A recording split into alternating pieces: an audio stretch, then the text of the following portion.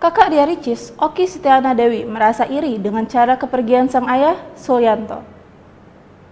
Hal ini diungkapkan Oki Setiana Dewi lewat akun Instagram miliknya, dengan mengunggah video prosesi pemakaman ayahnya. Sehari setelah dipanggil Yang Maha Kuasa, Oki tersadar betapa indahnya sang ayah meninggal dunia. Tak sampai di situ, sang ayah juga meninggal di hari bayi. Almarhum juga seolah sudah berpamitan kepada sanak saudaranya yang berada di kampung halamannya.